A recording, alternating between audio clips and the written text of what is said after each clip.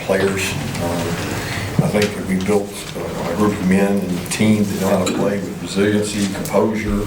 Really, we talked all week about having discipline to execute in crunch times, and they did that. They had discipline.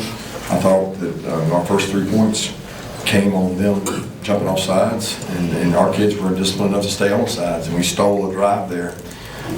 Give Missouri a lot of credit. I think Eli does a great job. Man, that team's hard to play. I kind of guess a 3-year starter quarterback. I don't know if that's exactly right, but he played against us here 3 years ago, and they've got tremendous skill and great size on the defensive line. So our kids played really hard. The difference in the game was probably kicking game this time, and Woodring coming through and used his returns and some critical red area stops. And that's what games come down to. You know, he actually said it during the week. Third down in the red area, we would look back on as being major critical spots, and they played well in the red area defensively, and we played well in the red area defensively. And great team, great games, what the SEC is all about, and our reward is we get to do it again next week. So what the like in the SEC is, that I'll open it up. What about the interception of nothing Stackhouse? Can you see what you saw on that play and how important it was? It's huge. Biggest play in the game. It was slow motion. We told him after the game we had to get a piano on his back. He said he took out. He just knew he was going to score, and he didn't realize how far he had to run. He was out of breath about halfway. I thought Jalen Walker did a great job. Just a great example of having discipline to not block somebody or clip somebody in the back, and they did a great job there. You mentioned Peyton, but hitting a career long in a really big situation, what do you feel like that said, the fact that you come through with that kick? Yeah, it shows we have a lot of faith in him, trust in him. I think the toughest call I had on that was in 4th and 5. You know, there's a lot of analytics that will tell you not to kick that field goal because a 6-point differential just tells them they get 4 downs, and you just invited them to have 4. But I thought there was a chance we might have another chance at a field goal, and 3 and 3 would make 9. But if we don't hit the field goal, or we hit it and they go down to score, it's certainly a tough situation. You got to have confidence in the rest of your team; they can stop them. We got about half of that 3rd down back. There was consideration there on 4th and 5 to go for it, but because of Peyton and what he's been able to do, we kicked it. Coach, I think I noticed Kamari last year in the slot. I guess what went into the decision to move him in there, and what does it do for your defense to have a guy that can go do that?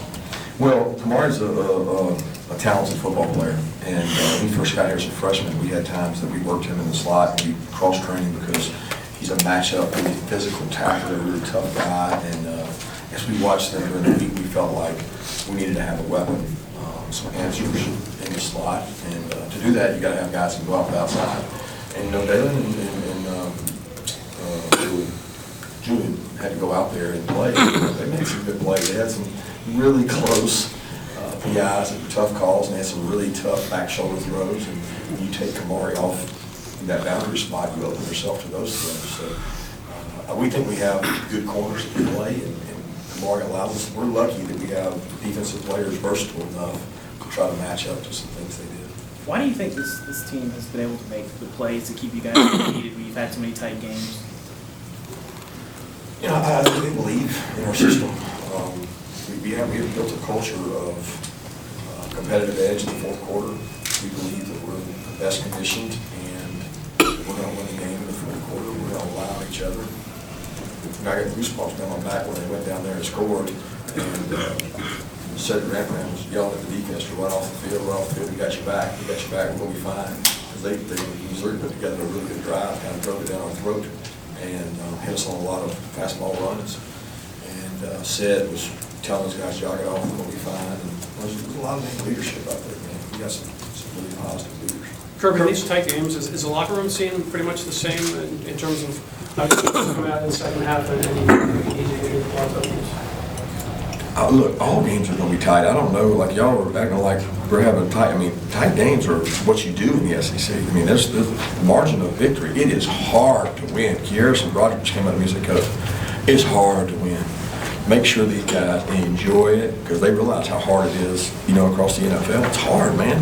I mean, you're going to get every team's best shot, and our guys played a really good football team tonight, and we practiced really well prepared for it. I was proud of the way they played. I don't know if that answers your question, but the locker room's great. I mean, they've been in these kind of battles. You guys scored on your first 4 drives out of halftime and when you run the clock out there. What sort of changed with this offense, especially when going into the half you have 2 3-and-outs right before then? I don't know. I'll have to watch it and see. I can't really tell you what changed. I know that we have a potent offense. We have a lot of weapons. We got a lot of guys that can use, and we got a guy that can get it to them. We got good pass protectors. We got good run blockers.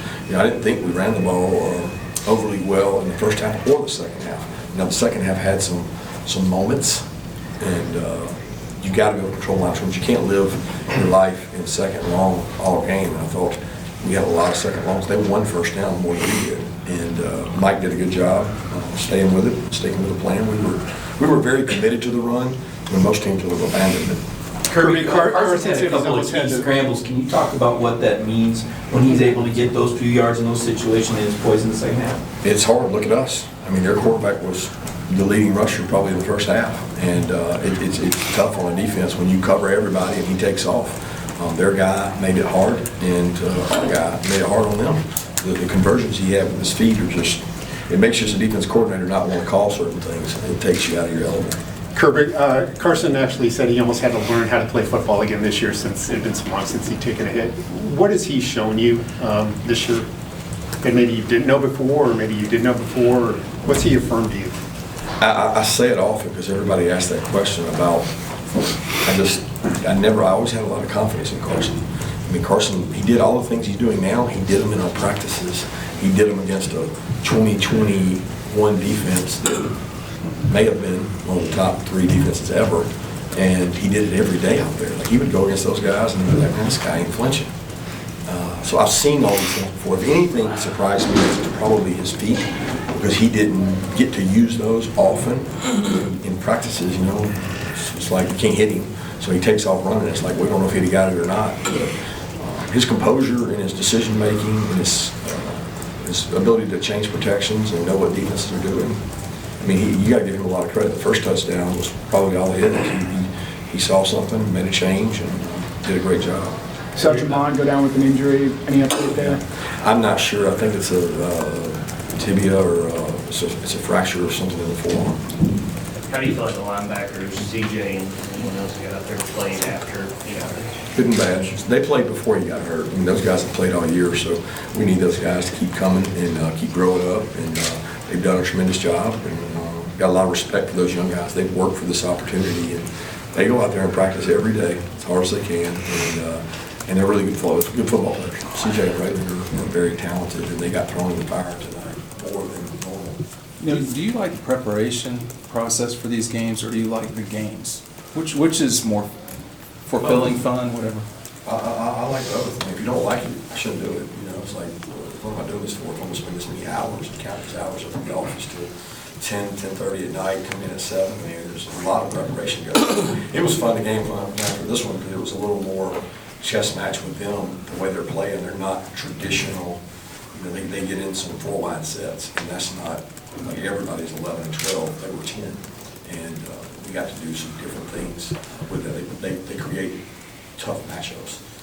They get the best personnel on the field when they do that. So I enjoy that part. I enjoy seeing the kids play on game day. I enjoy the decision-making process. As the head coach, I don't have to worry about calling it. I just got to figure out what's our next play, what's our next way to get an advantage. You matched Coach Dooley's home win streak now, I think, with 24. What does that mean to get that victory at Sanford Stadium? I have a lot of respect for Coach Dooley, so I want him to keep his name on there forever. You mentioned that drive where Missouri kind of ran the ball down your throat there in the fourth quarter. Just what did you see from them that allowed them to have success on the ground, I guess, overall and in that drive? Tempo. They didn't do anything. They had it done all year. They didn't scheme us up. They went for ass. Seems like they might have glitched you a little bit in the first half when we were cover 0. I guess what's the key to being successful on offense, even when facing pressure like that? They blitz us all game. I mean, that's what they do. They're aggressive. They come after you. They make you beat them, and they come hard. They got 3 sacks on a team that we had not done any sacks. I think they got 3 sacks. They're very aggressive. You got to have answers. We work hard on that. They know that. They know your answers. So it's a matter of, it's a cat and mouse game of, are you going to get a better answer than they got and respond to it? And they won some and they lost some. Can you talk about getting number 10 Ole Miss and your old buddy Lane Kiffin here next week?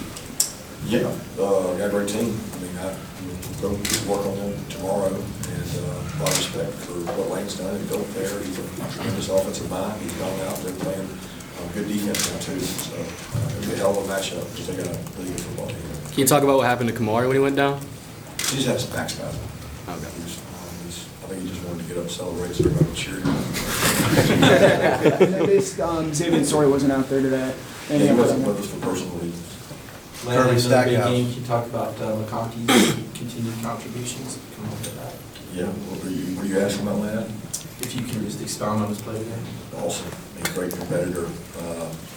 Maybe we finally completed a post for the first time all year that he drove in there, and Lad went up and made a play. And I thought Lawline had a chance for one early. I thought the guy might have got there early, but we didn't get the call, and then Lad hit the one later. He made some miss. I mean, one play, he blocked the guy. I mean, we threw bubble out there and didn't block it right, and Lad made a miss.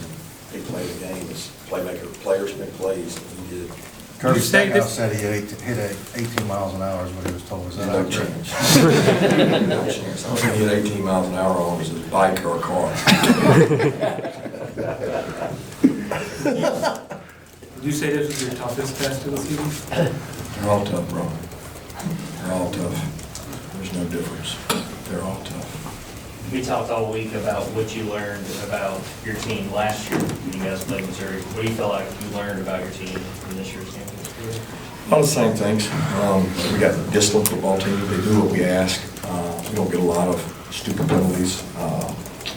They believe in each other. They believe that if they don't win the last moment, they'll win the next moment. And if you win enough moments, you can be pretty good. And we won enough moments tonight. What's the key to playing good defense in the red zone? Stop the run. Like if you can stop the run, you're gonna make them do what? Throw. You have to throw with less area because there's a back line back there. They don't give you 7 for catching it behind it. So you can sit on routes and squat on things. It forces you to run the ball. If you can't, it shows up big time. If you can't stop it, it shows up big time over there. I just wanted to ask about Marcus and his status after he was shaken up after that play, and if he could have gone back in and you needed him, would he have gone back in? Yeah, I don't even know the answer to that. I didn't realize that he didn't go back in. I remember the play you're talking about, but I didn't get any updates and don't know. I mean, I think he's okay. He was talking after the play, but I can't confirm that. How was Missouri different from last year to this year? I mean, obviously, really good team both times. Yeah, very similar. A lot of the same offensive plays. He went out and hired an offensive coordinator that brought some new wrinkles in. They're big defensively. Number 6 is just a grown man and one of the hardest people to block in our league. They are really good. They have a good football team. They play sound, good, everything. Special teams, they're sound. It's not like you go in going, ooh, I got them here. You're trying to create an advantage, and it's hard to get a great field goal kicker. Coming down the stretch, do you feel like you guys are playing y'all's best ball, in November? I don't know. I mean, I think we've gotten better, and I think we got to continue to improve. I thought we had a great week of practice in Florida. I thought we had a really good week of practice this week. I expected to play well, and the kids came out and competed on it. Trey obviously has a big day. What about concerns about a run game, or certainly going to tip your cap the way that guy ran and they blocked him? Yeah, he's a great runner, but they got a great scheme. I mean, they know when to run the ball. They're not running the ball into loaded boxes, and they do a great job on the stretch game. I mean, they run the stretch as good as anybody in college football, and they hurt us with it. Some big catches. Can Pop play in a cast? I don't think so. I don't know that. I have to go see. I mean, I just got a text with the X-ray on it. There was one of those that I doubt is going to be able to. I don't know that. Some big catches from Oscar. Just what do you feel like he brings to this offense? Great kid, great competitor, blocks his tail off, works hard, made catches down the field today. It's what we recruited for. I mean, Oscar's a good football player. Coach, should we expect the red zone package with rough and moving forward at all, or is that just the? Well, we saw a look we thought we liked, and I liked it. I told Mike that he gives us an extra dynamic there, and we didn't execute very good. It wasn't his fault. And, I was glad they used it because I trust Brock. He brings an extra dynamic to the game. How did Dom handle the week, and how do you think what it meant to him to get in the end zone against his old team? Oh, no, it meant a lot to him. There was a ton of players out there hugging him afterwards. He's such a great teammate and competitor that I know it meant a lot to him, but it meant a lot to them too.